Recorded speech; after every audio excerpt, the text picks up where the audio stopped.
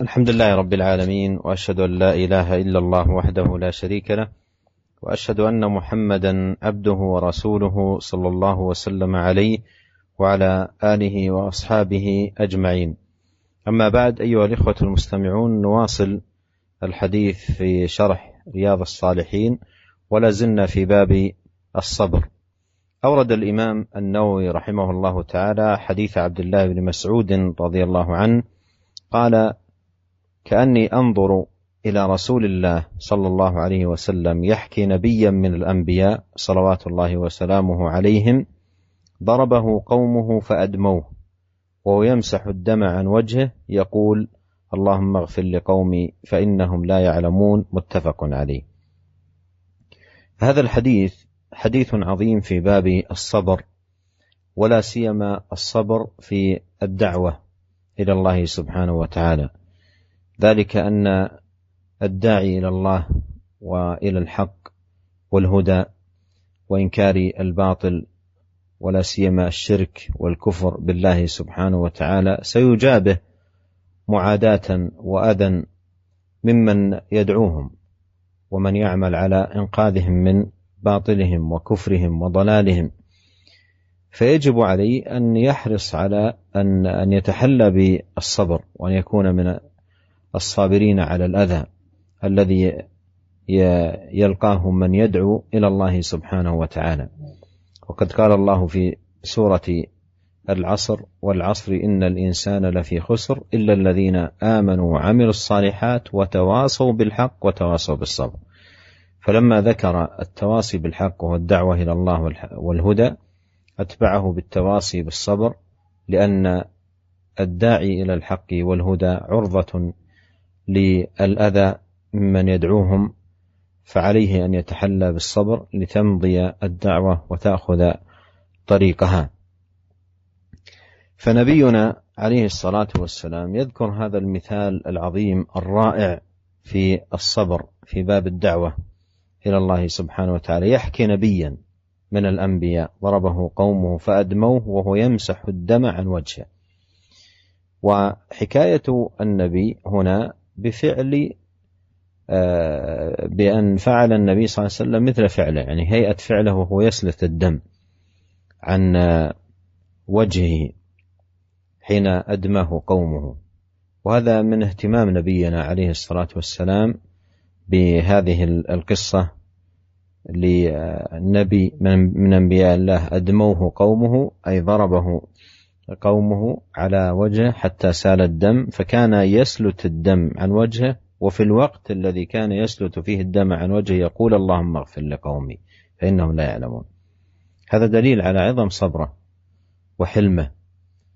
فالدم يسيل من وجهه بسبب أذى قومه به واعتدائهم عليه، وفي الوقت نفسه الذي كان يسيل الدم يسلت الدم عن وجهه ويقول: اللهم اغفر لقومي فإنهم لا يعلمون. فجمع بين أمرين: الدعاء لهم بالمغفرة والاعتذار لهم بأنهم لا يعلمون. وهذا مقام عظيم من مقامات الصبر التي ينبغي أن يتأملها الداعي إلى الله سبحانه وتعالى ليتحلى بالصبر وليصبر على أذى الناس. أن بعض الدعاة لا يتحمل بعض الكلمات اليسيرة من الأذى القولي، فضلا عن يتحمل مثل هذا الأذى العظيم بالاعتداء أو الضرب أو نحو ذلك. فإذا قرأ مثل هذا المثال العظيم لحال نبي من أنبياء الله سبحانه وتعالى، وكيف أنه صبر وتحمل الأذى ويدعو لقومه ويعتذر لهم، فإن مثل ذلك لا شك أن له أثره البالغ في نفوس الدعاة إلى الله سبحانه وتعالى، مما يقود العبد ويعينه على التحلي بالصبر والتخلق بهذا الخلق العظيم. Bismillahirrahmanirrahim. Alhamdulillah, segala puji dan syukur kita panjatkan kehadirat Allah Subhanahu wa taala. Salawat dan salam semoga senantiasa tercurahkan kepada suri teladan kita, junjungan kita Nabi Muhammad sallallahu alaihi wasallam serta keluarganya serta seluruh sahabat beliau tanpa terkecuali. Para pendengar yang dirahmati oleh Allah Subhanahu wa taala, kita melanjutkan pembahasan dari hadis-hadis yang termaktub dalam kitab Riyadhus Shalihin, Syarah Riyadhus Shalihin, dan kita sekarang masih dalam bab sabar.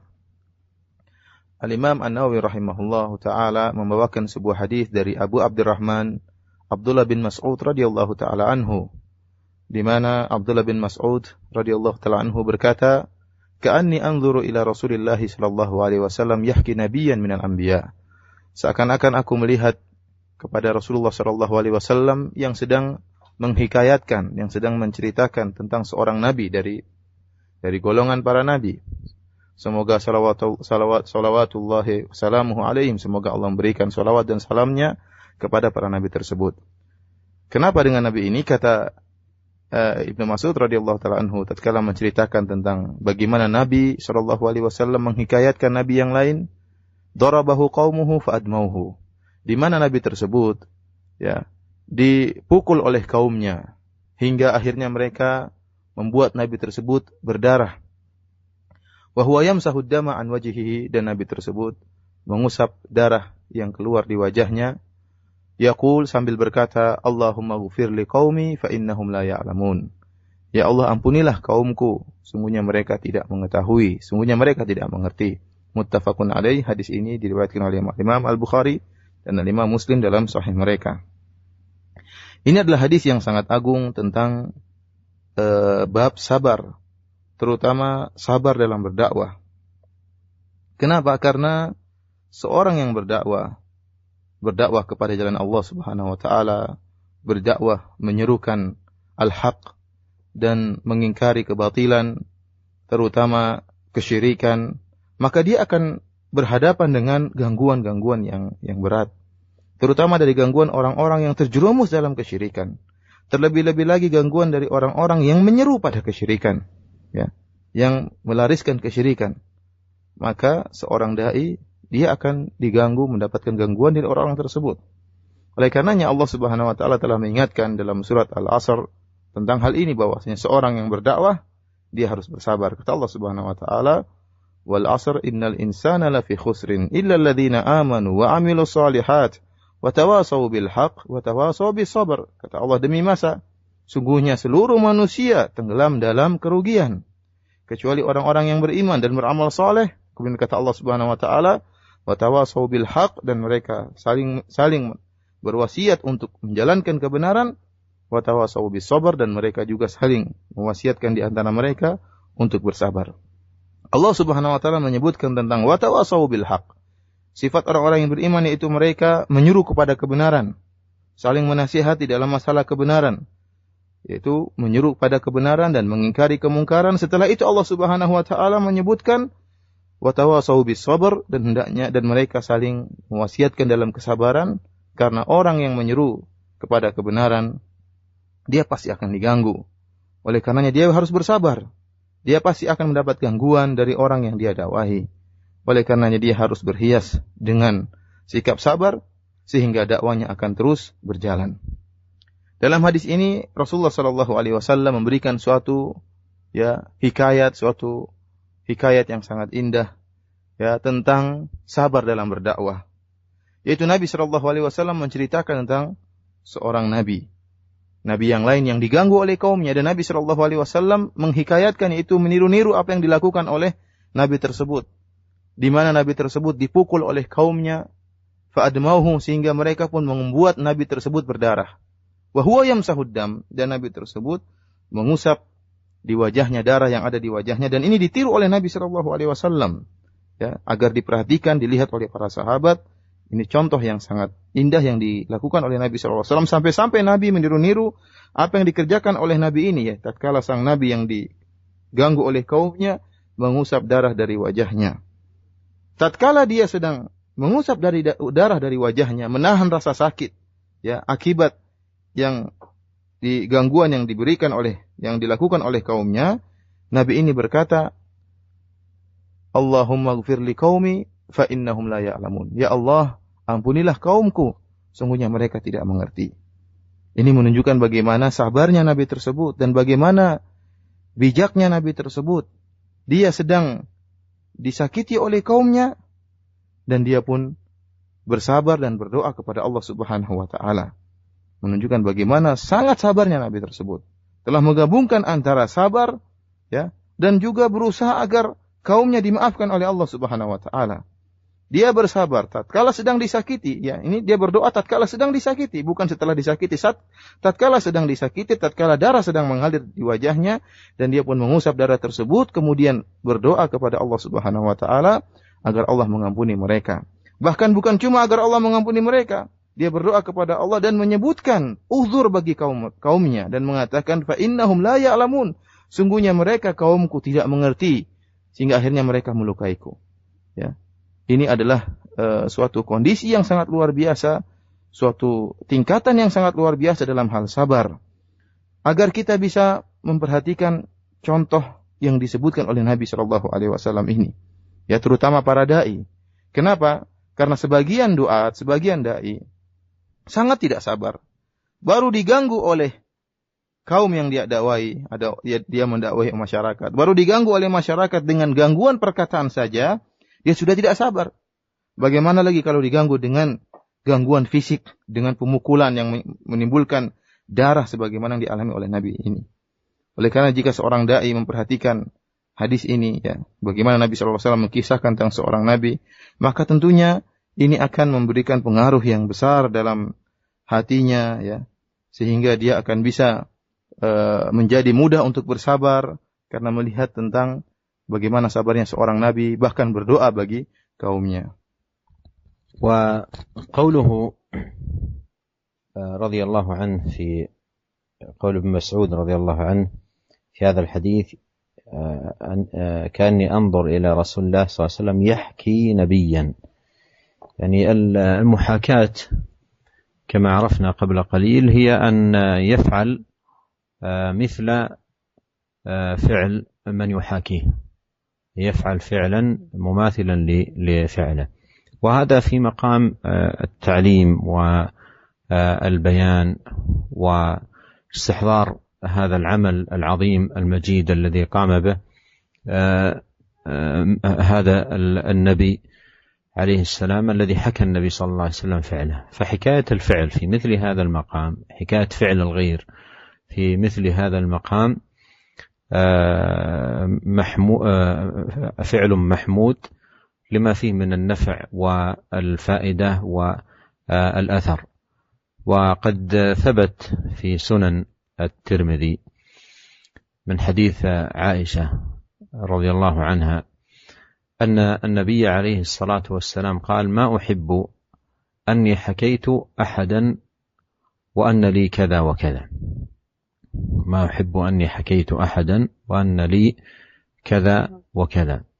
والمراد بحكيت أحدا أي فعلت فعله، مثل أن يمشي الإنسان مثلا متعارجا أو مطأطئا رأسه أو مغمضا عينيه أو إحدى عينيه كهيئة الأعمى أو الأعمش أو نحو ذلك، فهذا مذموم، وهو الذي ينطبق عليه هذا الحديث: ما أحب أني حكيت أحدا وأن لي كذا وكذا. وهذا يبين لنا خطأ الذي يقع فيه من يمارس التمثيل أو تقليد الآخرين في الأصوات أو في الحركات من باب التنكيت وإضحاك الناس. هذا عمل لا يجوز، وهو داخل في باب الغيبة. ولهذا جاء عن الإمام النووي رحمه الله أنه قال: ومن الغيبة المحرمة المحاكاة. ومن الغيبة المحرمة المحاكاة، بأن يمشي متعارجا أو مطأطئا رأسه أو غير ذلك من الهيئات. ومن الغيبة المحرمة المحاكاة بأن يمشي متعارجا أو مطأطئا رأسه أو غير ذلك من الهيئات. Para pendengar yang dirahmati oleh Allah Subhanahu wa taala, kita kembali kepada hadis Abdullah bin Mas'ud yang menceritakan tentang Nabi sallallahu alaihi wasallam yang menceritakan nabi yang lain yang diganggu oleh kaumnya. Ibnu Mas'ud mengatakan, "Ka'anni anzuru ila Rasulillah sallallahu alaihi wasallam yahki nabiyan." Seakan-akan aku melihat kepada Rasulullah SAW yang sedang menghikayatkan nabi yang lain yang diganggu oleh kaumnya. Hikayat atau muhakat, ya, sebagaimana tadi telah kita jelaskan, yaitu seorang meniru-niru perbuatan orang lain, ya, meniru-niru persis seperti apa yang dilakukan oleh orang yang ditiru-tirunya tersebut. Dan hal ini jika dalam rangka dilakukan dalam rangka untuk taklim, dalam rangka untuk menjelaskan bagaimana yang dilakukan oleh Nabi sini, di mana Nabi SAW melakukan hal itu sehingga para sahabat bisa menghadirkan bagaimana kedudukan yang tinggi dari sikap sabar yang dimiliki oleh Nabi tersebut, yang mengusap darah dari wajahnya sambil mendoakan kaumnya. Oleh karenanya hikayat seperti ini, meniru-niru orang lain, gaya orang lain karena hal ini, yang seperti ini adalah perbuatan yang mahmud, yang terpuji. Adapun yang tidak terpuji, sebagaimana yang diisyaratkan dalam sebuah hadis yang diriwayatkan oleh Imam Tirmidzi rahimahullah dari Aisyah radhiyallahu taala anha, bahwasanya Nabi SAW pernah bersabda, "Ma uhibbu anni hakaitu ahadan wa anna li kadza wa kadza." Kata Nabi SAW, aku tidak suka kalau aku ini meniru-niru orang lain, seseorang, menceritakan seorang sambil meniru-nirunya, meniru-niru perbuatannya, dan saya mendapatkan ini dan itu. Ya. Di sini yang dimaksud oleh Nabi SAW yaitu meniru-niru dalam rangka keburukan, seperti berjalan mengikuti jalannya seorang yang sedang pincang, atau berjalan mengikuti gaya orang lain yang berjalan sambil menundukkan kepalanya, atau sambil menutup kedua matanya seperti orang buta, atau meniru-niru orang yang satu matanya tidak melihat, ya. Inilah yang dilarang dalam hadis ini, yaitu meniru-niru gaya seseorang dalam rangka untuk mengejeknya, dalam rangka untuk mencelanya, ya. Dan hal ini menjelaskan tentang kesalahan orang-orang yang suka melakukan tamtsil, suka melakukan drama, ya, meniru-niru gaya orang lain, ya, dalam rangka untuk membuat tertawa orang-orang. Bahkan cara-cara seperti ini, meniru gaya orang lain, ya, sambil membuat tertawa agar orang-orang tertawa, ini termasuk dalam bab al-ghibah, ghibah yang dilarang. Oleh karenanya Imam Nawawi rahimahullah menyebutkan dalam perkataannya, beliau mengatakan, wa minal ghibatil muharramah al-muhakat. Di antara ghibah yang diharamkan, ya, di antara ghibah yang diharamkan adalah meniru-niru gaya orang lain, seperti seorang yang berjalan dalam keadaan pincang, atau seorang yang berjalan dalam keadaan muta'ti'an ra'sahu, dalam rangka berjalan dalam menundukkan pandangannya, atau hayat yang lain, atau gaya-gaya yang lainnya. Ini termasuk ghibah yang diharamkan menurut Al-Imam Nawawi rahimahullah. Wa min a'zam ma yustafad min hadzal hadits أن يتجنب الداعي إلى الله عز وجل بل عموم المسلمين معاملة الجاهل بمثل عمله وأسلوبه وطريقته وصنيعه. والداعي إلى الله سبحانه وتعالى في تعامله مع الجاهل يتعامل معه معاملة مع الفارق أيضا، معاملة الطبيب مع المريض. فعندما يتعامل الطبيب مع المريض، ولا سيما من اشتد به المرض، ولا سيما أيضا إذا تعامل معه بآلة كإبرة أو مشرط أو نحو ذلك يقتضيها معالجة المريض، قد يغضب المريض، وقد يسب الطبيب، وقد يسيء إليه. فالطبيب الناصح لا يبالي بذلك، ويدرك أن هذه من الأمور التي تأتي من سيطرة المرض وشدة المرض على المريض. والداعي إلى الله سبحانه وتعالى أولى بذلك. ومن يتعامل معهم هم في الحقيقة مرضى أشد من المرض العضوي أو المرض البدني، هم في الحقيقة مرضى في قلوبهم بكفر أو في ضلال أو بدع سيطرت على قلوبهم. فإذا دعاهم إلى الله يدعوهم بالحكمة وباللطف وبالرفق وبالكلمة الطيبة، وإذا أساءوا إليه لا يقابل الإساءة بالإساءة أو الاعتداء بالاعتداء، بل يصفح ويحلم ويرفق بهم متدرجا معهم بهذه الأخلاق والتعاملات، لعل الله سبحانه وتعالى يستنقذهم على يديه ليكونوا من أهل الحق وأهل الهدى. وكما أسلفت هذا الذي جاء في هذا الحديث مثال رفيع جدا وعالي في مقام الصبر في باب الدعوة إلى الله جل وعلا. Para pendengar yang dirahmati oleh Allah Subhanahu wa taala, dan di antara perkara yang sangat agung yang bisa kita ambil faedah dari hadis ini yaitu seorang dai hendaknya tatkala bersikap menghadapi orang-orang yang jahil, jangan dia bersikap seperti orang-orang jahil tersebut. Jika dia disikapi dengan sikap yang buruk oleh orang-orang yang jahil, maka jangan dia meniru gaya orang-orang jahil tersebut, terpancing dan berbuat seperti orang jahil tersebut. Seorang yang berdakwah di jalan Allah Subhanahu wa taala, tatkala berhadapan dengan orang-orang yang jahil, yang terjerumus dalam kemaksiatan, terjerumus dalam kebid'ahan, terjerumus dalam kesyirikan, maka dia bermuamalah dengan mereka sebagaimana tabib yang bersikap dengan orang yang sedang sakit, ya. Ya, terutama jika orang yang sakit tersebut, ya dokter bagaimana tatkala berhadapan dengan orang yang sakit, terutama jika orang yang sedang sakit tersebut sakitnya lagi keras-kerasnya, lagi parah-parahnya. Terutama lagi, terlebih-lebih lagi jika sang dokter ternyata sedang menggunakan alat-alat bedah misalnya, lagi memegang pisau bedah atau lagi memegang suntik misalnya. Ya, tentunya orang yang sedang sakit, orang yang sakit tersebut terkadang marah karena disakiti oleh sang dokter, ya, yang mungkin memotong atau menyuntik, yang mungkin bisa jadi orang yang sakit tersebut akhirnya mencela sang dokter. Namun sang dokter, tabib ini bersabar dengan kondisi orang yang sedang sakit tadi. Dia tahu, sang dokter ini ngerti bahwasanya tidaklah orang yang sakit ini bersikap seperti ini kecuali karena dia telah dikuasai oleh rasa sakit yang amat parah. Kalau dokter bisa bersabar, maka hendaknya seorang dai harus lebih bisa bersabar lagi. Dan perlu diketahui bahwasanya orang-orang masyarakat yang dihadapi oleh para dai, sebagian masyarakat yang terjerumus dalam bid'ah, terjerumus dalam syirikan, terjerumus dalam kemaksiatan, sakit mereka lebih parah daripada orang yang sakit tubuhnya. Ya, pikiran mereka lebih dikuasai oleh bid'ah tersebut daripada seorang yang sakit badannya. Oleh karenanya, seorang yang berdakwah harus lebih mengerti akan hal ini dan lebih bersabar. Dan hendaknya dia menghadapi kejahilan, sikap-sikap buruk yang dilakukan oleh orang yang dia dakwai, dia balas dengan sikap yang lembut, sikap yang bijak, sikap yang tenang, dan dia bersikap dengan mereka dengan penuh kelembutan.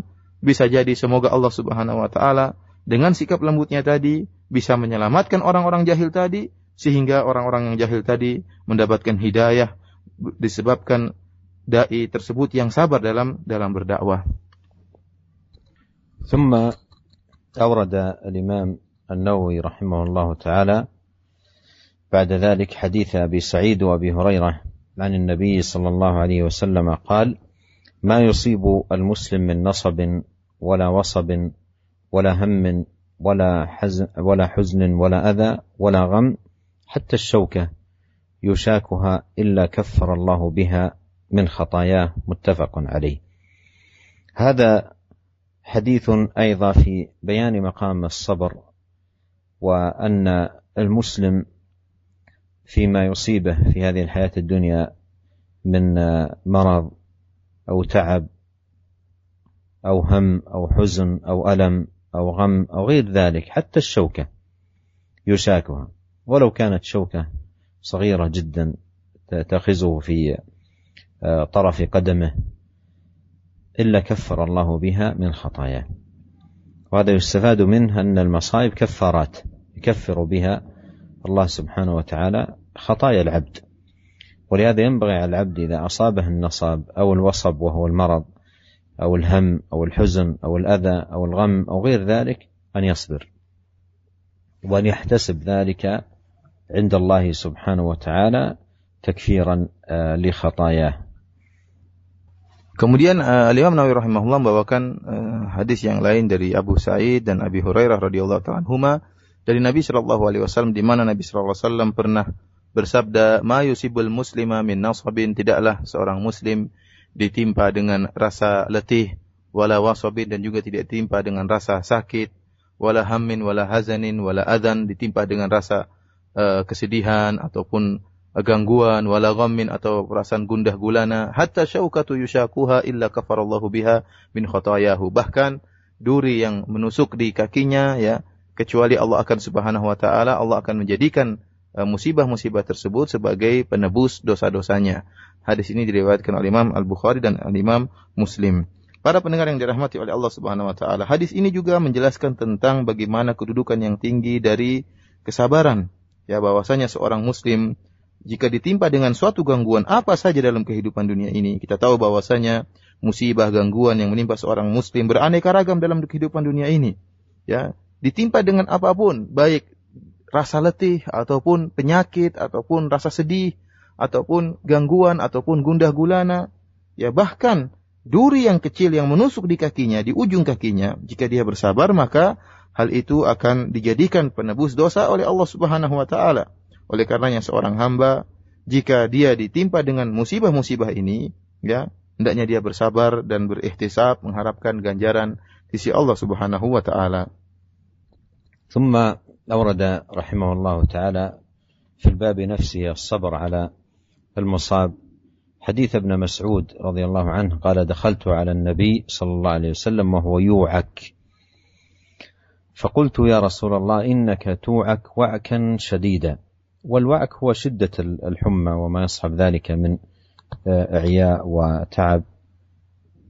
قال: أجل، إني أوعك كما يوعك رجلان منكم. قلت: ذلك أن لك أجرين. قال: أجل، ذلك كذلك، ما من مسلم يصيبه أذى شوكة فما فوقها إلا كفر الله بها سيئاته وحطت عنه ذنوبه كما تحط الشجرة ورقها. متفق عليه. وهذا الحديث نظير الحديث السابق في بيان أن من رحمة الله سبحانه وتعالى بعبده أنه إذا أصابه المرض فإنه يكون كفارة، وكلما اشتد المرض كان ذلك أعظم في التكفير وحط الذنوب ومغفرة السيئات.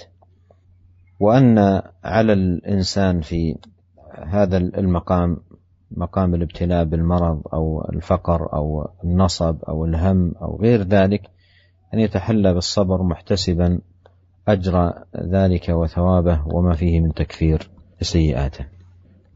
Kemudian Al-Imam Nawawi rahimahullah membawakan hadis yang lain yang juga dalam bab sabar, tentang sabar tatkala ditimpa dengan penyakit.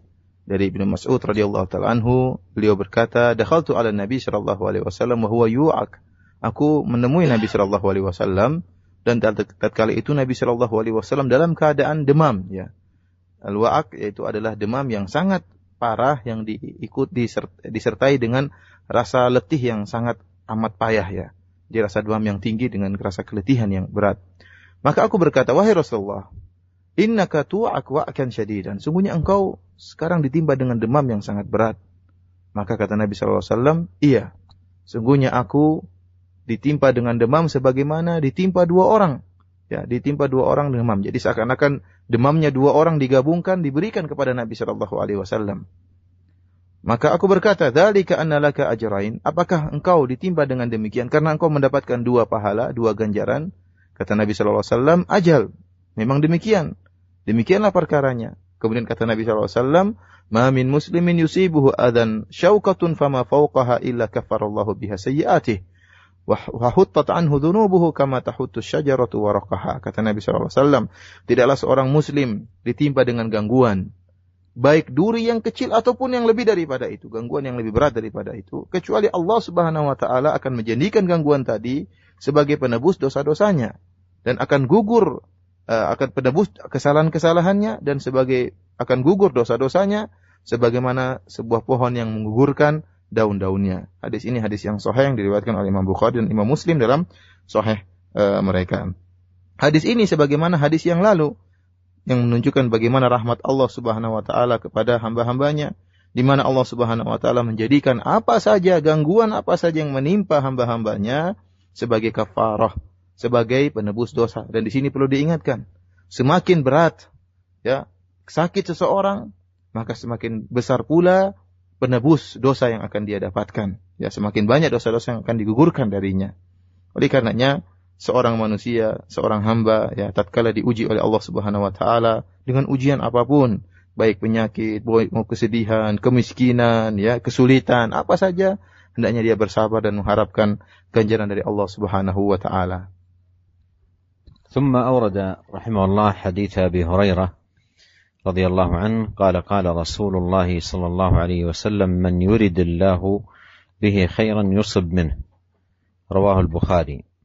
وقوله يصب منه ضبطت بفتح الصاد وكسرها، يصب ويصب، ومعنى ذلك أن الله يقدر عليه شيء من المصائب في هذه الحياة، من مرض أو فقر أو نحو ذلك، لتكون كفارات له وممحصات له، لأن المصائب كفارات. ولا شك أن من الخير للعبد أن تكفر خطيئته في الدنيا ويسلم من عذابها يوم القيامة، لا شك أن هذا خير له، والمصيبة كفارة للعبد. فإذا قوله من يرد الله به خيرا يصب منه، لا شك أن كون الإنسان يصاب بمصيبة في الدنيا تكفر خطيئته أولى من أن يلقى الله سبحانه وتعالى بتلك الخطيئة فيكون عرضة للعقاب. والسيئة تكفر بالمصائب التي يبتلى بها العبد، وأيضا بالحسنات، إن الحسنات يذهبن السيئات، وبالتوبة إلى الله subhanahu wa ta'ala. Kemudian Al-Imam Nawawi rahimahullah membawakan hadis yang berikutnya dari Abu Hurairah radhiyallahu taala anhu, semoga Allah meridainya, di mana beliau berkata, qala Rasulullah sallallahu alaihi wasallam, man yuridillahu bihi khairan yusib minhu. Kata Rasulullah sallallahu alaihi wasallam, Rasulullah bersabda, barang siapa yang Allah inginkan kebaikan baginya, yusib minhu, maka Allah akan buat dia sakit, ya, akan ditimpa dengan musibah. Dalam kalimat yusib minhu ini, yusib ada dua harokat, bisa yusib minhu atau yusab minhu, yang artinya kalau yusib minhu artinya Allah Subhanahu wa taala memberikan musibah kepadanya, atau kalau yusab minhu artinya dia ditimpa dengan musibah. Hadis ini hadis yang sahih yang diriwayatkan oleh Al-Imam Al-Bukhari. Para pendengar yang dirahmati oleh Allah Subhanahu wa taala, maksud dari hadis ini bahwasanya Allah Subhanahu wa taala jika menghendaki kebaikan bagi hambanya, maka Allah Subhanahu wa taala akan mentakdirkan bagi hambanya tersebut sesuatu musibah baginya. Musibah dengan apapun musibah tersebut, baik penyakit ataupun kemiskinan, ya, ataupun rasa letih atau gangguan yang lainnya, ya. Yang ini semua merupakan kafarat, merupakan penebus dosa dan pembersih dirinya dari dosa-dosa. Dan kita tidak ragukan lagi bahwasanya merupakan kebaikan bagi seorang hamba jika dosa-dosanya diampuni, digugurkan di dunia ini, sehingga dia tidak akan mendapatkan akibat buruk dari dosa-dosa tersebut di akhirat. Ini merupakan kebaikan. Jika seorang hamba tatkala di dunia telah dibersihkan dosa-dosanya, maka tatkala di akhirat dia tidak akan mendapatkan akibat buruk dari dosa-dosa tersebut. Namun jika seorang hamba di dunia dosa-dosanya tidak digugurkan, maka dia akan terancam untuk mendapatkan neraka jahanam. Dan para pendengar yang dirahmati oleh Allah Subhanahu wa taala, suatu keburukan atau suatu dosa bisa digugurkan dengan seperti ini, musibah-musibah. Ya, musibah-musibah itu juga menggugurkan dosa. Atau dengan kebaikan-kebaikan, seorang banyak melakukan kebaikan-kebaikan, maka kebaikan-kebaikan tersebut bisa juga menggugurkan dosa-dosa yang dilakukan. Atau dengan bertobat kepada Allah Subhanahu wa taala, karena tobat juga menggugurkan dosa-dosa. ثم أورد الإمام النووي رحمه الله تعالى حديث أنس ابن مالك رضي الله عنه قال قال رسول الله صلى الله عليه وسلم: لا يتمنين أحدكم الموت لضر أصابه، فإن كان لا بد فاعلا فليقل اللهم أحيني ما كانت الحياة خيرا لي وتوفني إذا كانت الوفاة خيرا لي. متفق عليه. النهي عن الموت أو عن تمني الموت هنا في هذا الحديث هو نهي عن تمنيه عند الضر الذي يصيب العبد من مرض شديد أو فقر شديد أو مصائب متتابعة، لأن هذا يخالف الصبر ويدل على الجزع. والعبد مطلوب منه أن يكون في الضراء صابرا حتى يفوز بثواب الصابرين، لا أن يقابلها بالجزع وتمني الموت ومفارقة الدنيا، بل عليه أن يتحلى بالصبر، وتكون هذه المصائب كفارات له ورفعة له عند الله سبحانه وتعالى. ثم في هذا المقام، مقام اشتداد المصاب على العبد، عليه أن يفوض أمره إلى الله. إذا كان ولا بد فاعلا فليفوض أمره إلى الله، لا يقول اللهم أمتني أو اللهم كذا، وإنما يفوض أمره إلى الله. اللهم أحيني ما كانت الحياة خيرا لي، وتوفني إذا كانت الوفاة خيرا لي. فيفوض أمره إلى الله سبحانه وتعالى بهذه الدعوة العظيمة التي علمها النبي صلى الله عليه وسلم لتقال في مثل هذا المقام إن كان لا بد فاعلا. Kemudian Imam Nawawi rahimahullah membawakan sebuah hadis dari Anas bin Malik radhiyallahu taala anhu, bahwasanya beliau berkata, Rasulullah sallallahu alaihi wasallam bersabda, "La yatamannayanna ahadukum al-mauta li dhurrin asabahu." Jangan sampai salah seorang dari kalian mengharapkan kematian karena ada musibah yang menimpanya. Fa in kana la budda fa'ilan, jika memang benar-benar dia mengharapkan kematian, falyaqul, maka hendaknya dia berkata, Allahumma ahyini ma kanatil hayatu khairan li. Ya Allah, hidupkanlah aku jika memang kehidupan itu lebih baik bagiku. Wa tawaffani idza kanatil wafatu khairan li. Dan matikanlah aku jika memang kematian dan wafat itu lebih baik bagiku. Hadis ini diriwayatkan oleh Imam Al-Bukhari dan Imam Muslim. Para pendengar yang dirahmati oleh Allah Subhanahu wa taala, larangan dari mengharapkan kematian di sini yaitu tatkala dalam keadaan musibah yang sangat berat. Karena seorang tatkala ditimpa dengan musibah, ya, dengan kesulitan, mungkin musibah yang bertubi-tubi, yang bertumpuk-tumpuk, yang semakin memberatkan dia, lantas kemudian dia mengharapkan kematian. Orang yang seperti ini, ya, menunjukkan dia tidak sabar, menunjukkan dia tidak sabar dan tidak suka dengan hal itu, dan ini bertentangan dengan sikap sabar. Seorang hamba tatkala berhadapan dengan ujian, yang dituntut darinya adalah dia bersabar. Tatkala ditimpa dengan musibah, dituntut baginya dia berhias dengan akhlak yang sabar, bukan dengan marah, bukan dengan kemudian minta mati, ya. Ini bukanlah sikap seorang mukmin yang beriman kepada takdir Allah Subhanahu wa taala.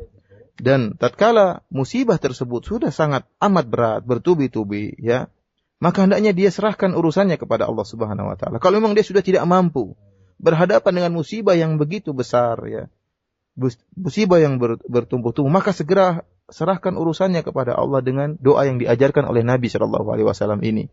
Jangan dia mengatakan, ya Allah matikan aku saja, ya Allah aku tidak mampu berhadapan dengan musibah ini, ya Allah matikan aku saja. Ini adalah keliru. Jadi tidak tahu apa yang terbaik bagi dia. Jika dia memang sudah tidak mampu dan dia harus berdoa kepada Allah, maka dia hendaknya berdoa dengan doa yang diajarkan oleh Nabi. Ini yaitu doa yang sangat indah, yaitu Allahumma ahyini ma kanatil hayatu khairan li. Ya Allah, hidupkanlah aku jika memang kehidupan itu, yaitu langsungkanlah hidupku dan panjangkanlah hidupku jika memang kehidupan itu baik bagiku. Wa tawaffani idza kanatil wafatu khairan li, dan matikanlah aku jika memang kematian itu lebih baik lebih baik bagiku.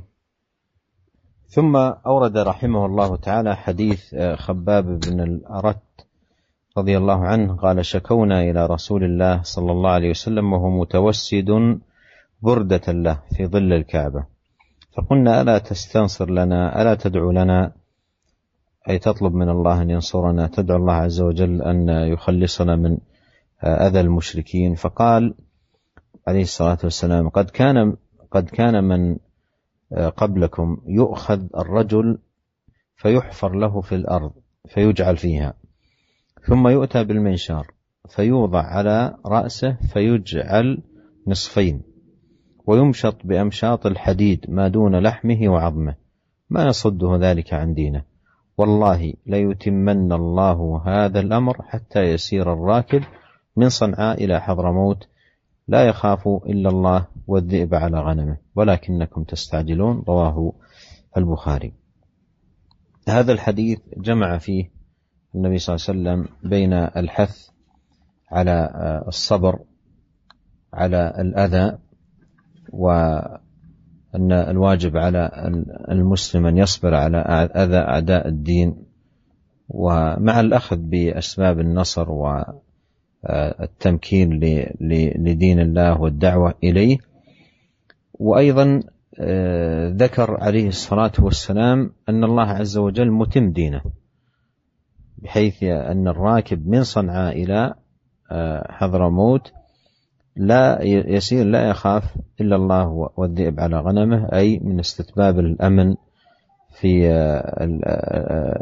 الجزيرة والأرجاء التي ينتشر فيها الإسلام. وهذا من أمارات النبوة، هذا من أمارات النبوة، وقد وقع الأمر كما أخبر عليه الصلاة والسلام. وشاهد الحديث للباب أن فيه الحث على الصبر على الأذى. Kemudian Imam Nawawi rahimahullah membawakan sebuah hadis dari Abi Abdullah Khabbab bin al-Arat radhiyallahu taala anhu. Beliau berkata, kami mengeluhkan kepada Rasulullah sallallahu alaihi wasallam yaitu tentang kondisi mereka yang dalam keadaan sulit ya. Wa huwa mutawassidun burdatan lahu fi dhillil Ka'bah. Tatkala itu Nabi sallallahu alaihi wasallam sedang menjadikan selendangnya sebagai bantal untuk dia letakkan kepalanya di bawah naungan Ka'bah, di bawah bayangan-bayangan Ka'bah. Fakulna, maka kami berkata kepada Nabi sallallahu alaihi wasallam, kami mengeluhkan kondisi kami yang ditekan, diintimidasi oleh kaum musyrikin Arab di Mekah. Maka kami berkata, ala tantasiru lana, ala tad'u lana. Tidakkah engkau minta pertolongan kepada Allah agar menolong kami? Tidakkah engkau berdoa kepada Allah agar Allah Subhanahu wa taala ya menyelamatkan kami dari gangguan orang-orang musyrikin ya? Maka apa kata Nabi sallallahu alaihi wasallam menyabarkan para sahabat yang mendapatkan gangguan dari orang-orang musyrikin Arab tatkala itu. Kata Nabi sallallahu alaihi wasallam, qad kana man qablakum yu'khadhu ar-rajulu fayuhfaru lahu fil ard fayuj'alu fiha. Ada orang sebelum kalian ya, ada orang yang diambil seorang yang beriman, kemudian dibuat lubang, kemudian dimasukkan orang tersebut dalam lubang tersebut, kemudian didatangkan gergaji, lantas gergaji tersebut diletakkan di atas kepala orang tadi, kemudian dibelahlah orang tadi dengan gergaji. Ya, ini adalah sesuatu yang sangat berat ya, digergaji orang tersebut sehingga orang tadi pun menjadi terbelah dua. Dan juga ada orang yang disisir ya dengan sisir dari besi sampai akhirnya menggorek seluruh daging-dagingnya sampai kepada tulangnya. Namun hal ini ma yasudduhu dzalika an dinihi. Namun hal ini tidaklah menghalangi dia untuk tetap tegar di atas agamanya.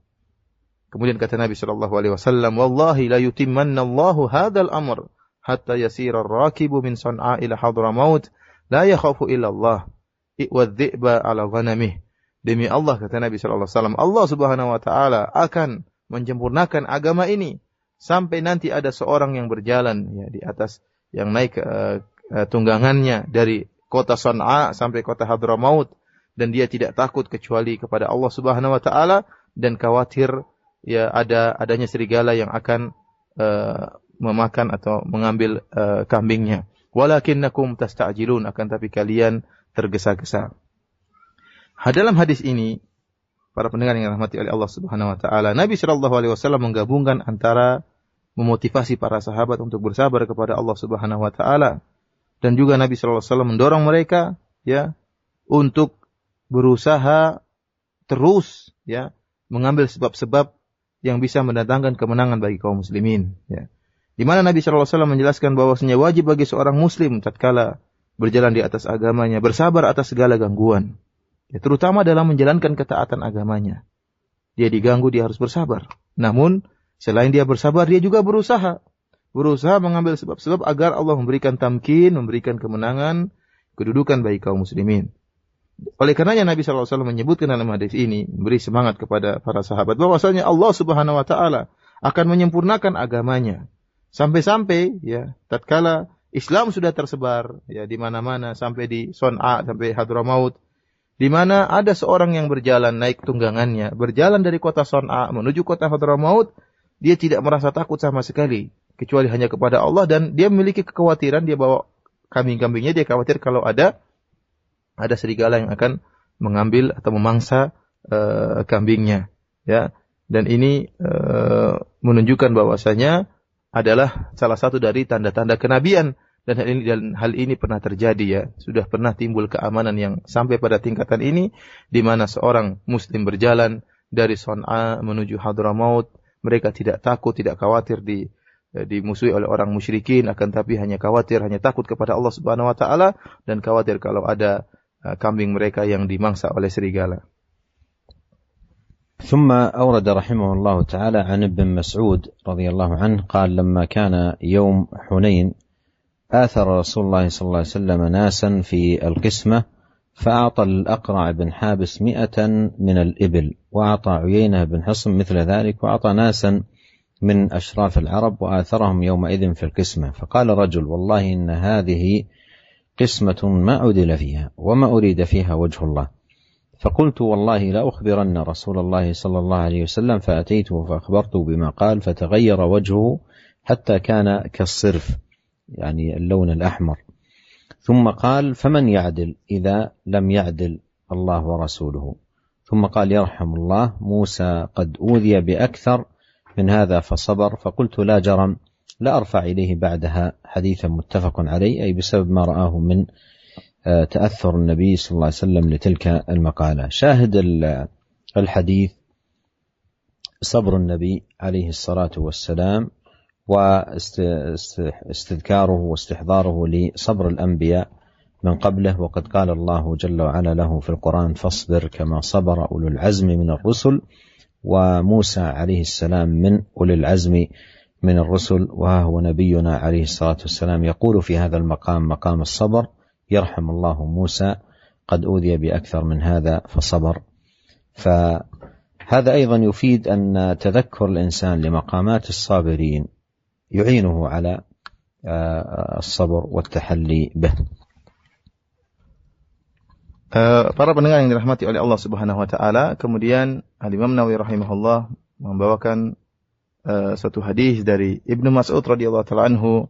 Beliau berkata, tatkala perang Hunain, ya, tatkala Rasulullah SAW menang dalam perang Hunain, maka Nabi SAW mendahulukan beberapa orang dalam pembagian ghanimah, ya. Maka fa'atal Aqra' bin Habis 100 minal ibil. Kemudian akhirnya Nabi SAW memberikan kepada Aqra' bin Habis 100 ekor onta, dan kemudian Nabi SAW memberikan Uyainah bin Hisan seperti itu juga 100 ekor onta. Wa ata nasan min asyrafil Arab wa atharahum yauma idzin fil qismah. Kemudian juga Nabi SAW memberikan beberapa orang dari orang-orang yang mulia dari kalangan Arab, dan Rasulullah SAW mendahulukan mereka tatkala itu dalam pembagian ghanimah tatkala itu. Maka tiba-tiba ada seorang yang berkata, mengomentari, ya, perbuatan Nabi SAW tersebut yang mendahulukan sebagian orang dalam pembagian. Maka orang tersebut berkata, wallahi inna hadhihi qismatun ma udila fiha. Kata orang ini, demi Allah, ini merupakan pembagian yang tidak adil, pembagian yang tidak adil. Wa ma urida fiha wajhullah, dan pembagian ini dilakukan bukan ikhlas karena Allah Subhanahu wa taala. Ini perkataan yang sangat berat, ya. Mengatakan Nabi tidak adil, mengatakan Nabi tidak ikhlas.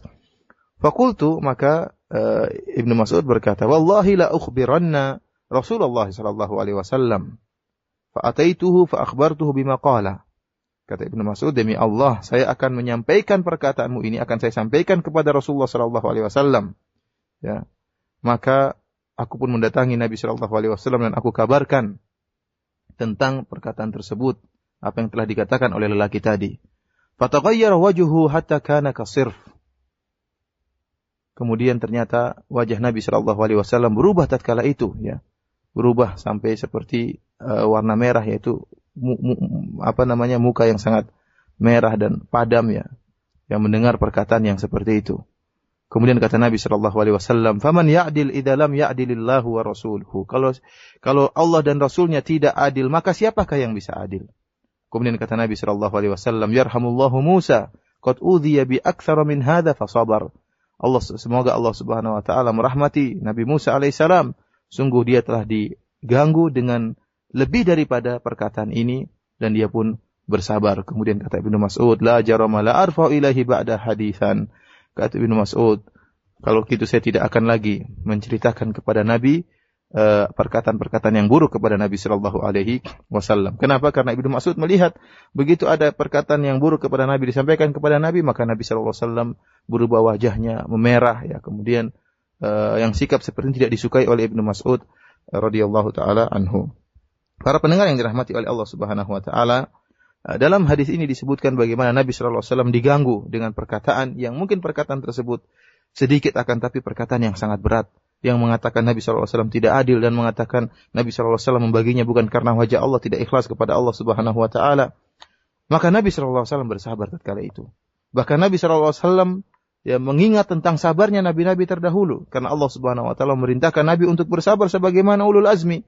Kata Allah Subhanahu wa taala, "Fasbir kama sabara ulul azmi minar rusul."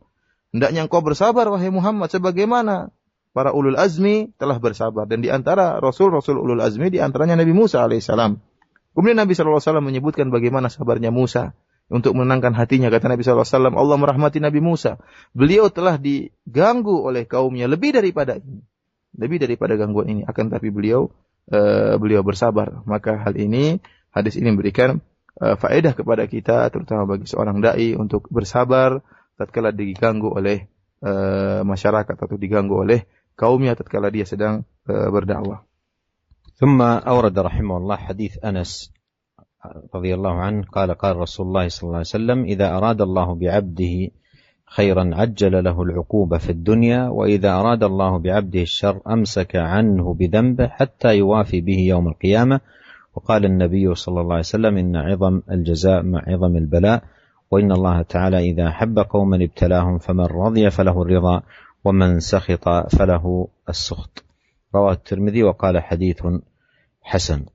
فهذا الحديث أيضا نظير ما سبق في أن المصائب كفارات، وأن على العبد أن يصبر على المصائب حتى يفوز برضا الله سبحانه وتعالى عنه، وأيضا أن العاصين إمهال الله لهم هو استدراج لهم، فالعقوبة تؤخر لحكمة، وعلى العبد أن يحذر إذا كان في ذنوب وفي الوقت نفسه المال يزيد عنده والصحة ونحو ذلك، فإن هذا من قبيل الاستدراج. أما إذا كان الإنسان في بعض الذنوب والمعاصي ثم أصيب بمصاب وكان هذا بوابة له للهداية، فهذا لا شك من إرادة الخير بعبده، يعجل له العقوبة في الدنيا ويوفقه الإنابة والرجوع إلى الله سبحانه وتعالى، وتكون المصائب كفارات له. نختم حديث هذا اللقاء بحديثنا هذا، نسأل الله عز وجل لنا جميعا التوفيق والسداد والعون على كل خير، والسلام عليكم ورحمة الله وبركاته. Waalaikumsalam warahmatullahi wabarakatuh. Jazakallahu khairan ya Syekh. Para pendengar yang dirahmati oleh Allah Subhanahu wa taala, kemudian Imam Nawawi rahimahullah membawakan sebuah hadis dari Anas bin Malik radhiyallahu taala anhu, di mana Rasulullah SAW bersabda, jika Allah menghendaki kebaikan bagi seorang hamba, maka Allah akan segerakan baginya hukuman di dunia. Dan jika Allah menghendaki bagi seorang hamba keburukan, maka Allah akan menangguhkan hukuman tersebut sampai akhirnya Allah Subhanahu wa taala akan menghukumnya pada hari kiamat kelak. Dan dalam hadis yang lain Rasulullah SAW juga bersabda, sungguhnya inna idhamal jaza ma'a idhamil bala. Sungguhnya besarnya balasan sesuai dengan besarnya ujian, yani. Dan sungguhnya Allah Subhanahu wa taala jika mencintai sebuah kaum ibtalahum, maka Allah akan menguji mereka. Faman radiya falahu ridha, barang siapa yang ridha dengan ujian tersebut maka Allah akan ridha baginya, wa man sakhita falahu sukhtu, dan barang siapa yang marah tatkala diuji maka bagi dia kemarahan Allah Subhanahu wa taala. Hadis-hadis ini ya seperti hadis-hadis yang sebelumnya yang menunjukkan bahwasanya musibah-musibah yang menimpa seorang hamba merupakan kafarat, merupakan penebus dosa. Oleh karena seorang hamba tatkala ditimpa dengan musibah, ditimpa dengan ujian, maka hendaknya dia bersabar, dan ini merupakan tanda kecintaan Allah baginya, sehingga dia tatkala bersabar dia akan mendapatkan keridhaan Allah Subhanahu wa taala. Dan perlu diingat pula, jika seorang melakukan kemaksiatan, kemudian Allah Subhanahu wa taala menangguhkan hukuman baginya, maka ingatlah, siapa tahu ini merupakan istidraj. Allah menunda dalam rangka untuk menghukumnya lebih berat tatkala di akhirat kelak. Karena Allah Subhanahu wa taala mengakhirkan hukuman, ada hikmah di balik itu. Oleh karenanya jika seorang hamba ya tatkala berbuat kemaksiatan kepada Allah Subhanahu wa taala, sementara dia bermaksiat dapat kenikmatan yang lebih banyak lagi. Dia bermaksiat, hartanya bertambah-tambah. Ingat, ini jangan-jangan merupakan istidraj dari Allah Subhanahu wa taala. Dia diiming-iming, dibiarkan, diulurkan terus dalam kemaksiatan, kemudian nanti Allah akan menghukum dia di akhirat kelak. Sebaliknya jika seorang hamba yang taat kepada Allah, kemudian dia bermaksiat kepada Allah, tatkala dia bermaksiat, ditimpa dengan musibah, ditegur oleh Allah Subhanahu wa taala, kemudian dia bertobat, dia kembali kepada Allah Subhanahu wa taala, maka ini merupakan tanda kebaikan baginya, tanda bahwasanya Allah masih mencintainya sehingga Allah menegurnya. Demikianlah para pendengar yang dirahmati oleh Allah Subhanahu wa taala, kajian kita pada kesempatan kali ini. Semoga Allah Subhanahu wa taala menjadikan kita termasuk orang-orang yang bersabar, dan semoga Allah Subhanahu wa taala memberikan taufiknya kepada kita semua. Wabillahi taufiq wal hidayah. Assalamualaikum warahmatullahi wabarakatuh.